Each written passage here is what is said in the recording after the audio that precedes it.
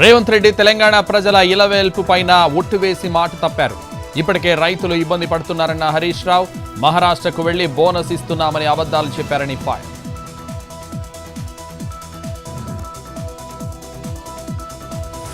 తనపై మంత్రి పొంగులేటి చేసిన ఆరోపణలపై స్పందించిన కేటీఆర్ తనపై ఏ విచారణ అయినా చేసుకోవచ్చన్న మాజీ మంత్రి. పొంగులేటి ఇంట్లో జరిగిన ఈడీ సోదాల గురించి చెప్పాలని కామెంట్.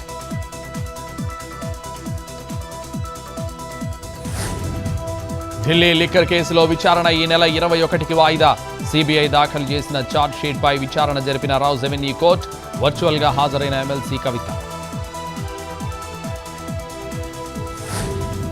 రేపు గాంధీ భవన్ లో ప్రజావాణి కార్యక్రమం పాల్గొననున్న మంత్రి పొంగులేటి శ్రీనివాసరెడ్డి.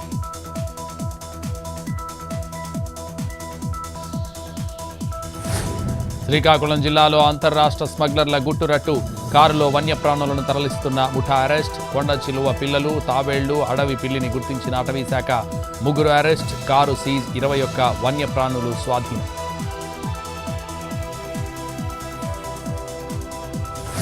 తిరుమలలో తగ్గిన భక్తుల రద్దీ. స్వామివారి సర్వదర్శనానికి 6 గంటల సమయం. నిన్న స్వామివారి హుండీ ఆదాయం 4,82,00,000.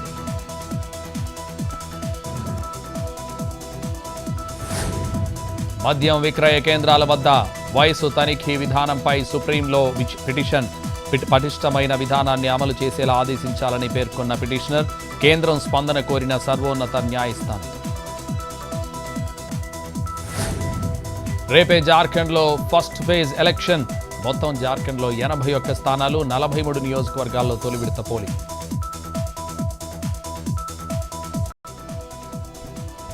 భారీగా తగ్గిన బంగారం, వెండి ధరలు.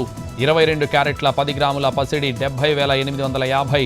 24 క్యారెట్ల 10 గ్రాముల పుత్తడి 77,290. కిలో వెండి ధర ₹1,00,000.